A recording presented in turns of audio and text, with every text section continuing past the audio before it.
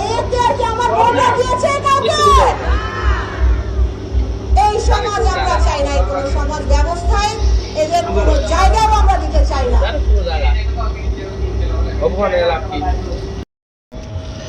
আসসালামু আলাইকুম ওয়া রাহমাতুল্লাহি ওয়া বারাকাতুহু। দলমত নির্বিশেষে আমি প্রথমে বলতেছি কথা কিন্তু পয়েন্ট টু পয়েন্ট। দলমত নির্বিশেষে আমি সকলের কাছে, আমি জাতির কাছে প্রশ্ন রাখতে চাই, মুসলমানদের সন্তানদের কাছে প্রশ্ন রাখতে চাই। ঢাকা 14 আসনে সানজিদা চৌধুরী এমপিতে মনোনয়ন পাইছেন, ভালো কথা। সানজিদা চৌধুরী, আমি আপনার কাছে প্রশ্ন ছুড়ে দিতে চাই, আমার প্রশ্নের জবাব দিবেন। আপনি কি বললেন? একটা পুরুষ 4টা বিবাহ করার এই অধিকার কে দিয়েছে? আরও আপনি গলাকে উঁচু করে বলেন, গলা উঁচু করে বলেন, এই অধিকার কি আমার বোনেরা দিয়েছে? ও বাবা বাবা, আমার প্রশ্ন, আপনি ইসলাম সম্পর্কে কি বুঝেন? আপনার দাদা জাফরুল্লাহ চৌধুরী কান ধরে উঠেছে বইছে, ভুলে গেছেন আপনি কোন বংশের পোলাপান? আমরা জানি আপনার দাদাকে, এগুলিও জানি। শেষ পর্যন্ত আপনার দাদা জাফরুল্লাহ চৌধুরীর অবস্থা কি হয়েছিল? এখন আবার আপনি দাঁড়াইছেন। খবরদার, আগুন নিয়ে খেলবেন না, ইসলাম নিয়ে খেলতে আসবেন না। এখনো ক্ষমতায় যান নাই, এখনই বলেন আপনি এটা মানেন না। আপনি ক্ষমতায় গেলে আপনি তো ওপেন চ্যালেঞ্জ করবেন, আইন সংসদে আইন পাস করবেন, ব্যস্ত হয়ে পড়বেন। ছেলেরা 4 বিয়ে করতে পারবে না, এই বিয়ের অধিকার আমি যদি আল্লাহ তাআলা দিছে, আমি যদি বলি আল্লাহ তাআলা দিছে,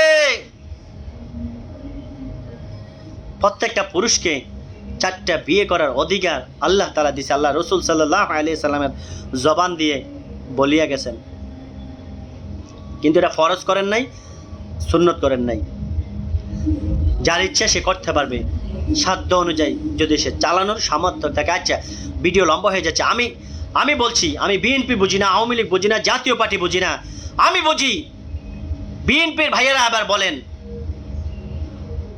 সর্বপ্রথম আপনার কাছে গুরুত্ব কি? ইসলাম, দল না। আপনি ইসলামকে প্রাধান্য দিতে হবে, সঠিক পথে চলতে হবে। আপনার নেতা বলবে, আপনার নেতা যদি বলে কোনো মসজিদ থাকতে পারবে না বাংলাদেশে, ভেঙে দাও, আপনি কি মসজিদ ভেঙে দিবেন? আপনার কাছে কি ওটা গুরুত্ব হবে, নেতার কথাটা গুরুত্ব হবে, না আল্লাহর ঘর রক্ষা করা গুরুত্ব হবে? কোনটা? আমার প্রশ্নের জবাব দেন। আপনার কাছে কি আপনার তারেক রহমান সাহেব বললো যে বাংলাদেশের সমস্ত মসজিদ ভেঙে ফেলো, মসজিদ রাখার দরকার নাই? আপনি কি মসজিদ ভাঙার পক্ষে যাবেন নাকি মসজিদ রাখার পক্ষে যাবেন? একটা কথা মনে রাখবেন, সবচেয়ে বড় হলো ইসলাম। আগে ইসলাম, রাষ্ট্র, সমাজ, তারপর আপনার নেতা, লাস্টে হলো নেতা। আমি এই জন্য বলছি যে সানজিদা, আপনাকে আমি বলছি, সানজিদা চৌধুরী আপনাকে আমি বলছি, আপনি ক্ষমতায় না যেই বলতেছেন এই অবস্থা, আর ক্ষমতায় গেলে কি হবে? জাতির কাছে আমি জানতে চাই, এখনো এই দল ক্ষমতায় যায় নাই। এই ভাষণ যদি সে দেয়, ক্ষমতায় গেলে কি হবে? ক্ষমতায় গেলে কি হবে? আমি আওয়ামী লীগ বুঝি না, বিএনপি বুঝি না, জাতীয় পার্টি বুঝি না। এই ভাষণটা যদি, এই কথাটা আমার ইসলামের বিরুদ্ধে পড়ছে, ইসলামের বিপক্ষে পড়ছে, তাই আমি মহসিন প্রবাস বার্তার সঠিক তথ্য নিয়ে আপনাদের কাছে উপস্থাপন করি, তাই আমি এটা তুলতে বাধ্য হলাম। এই কথাটা যদি অন্য কেউ বলতো, তাকে আমি তুলে আনতাম। বিএনপি আমার দুশ্মন না, জাতীয় পার্টি দুশ্মন না, অমুক আমার দুশ্মন না, কিন্তু ইসলামের বিরুদ্ধে যে কথা বলবে, ইসলামের বিপক্ষে যে কথা বলবে, তাকে আমি ছাড় দেব না, তাকে ছাড় দিয়ে কথা বলবো না। প্রথম আমার ইসলাম, আমি আমার ইসলামকে রক্ষা করতে হবে।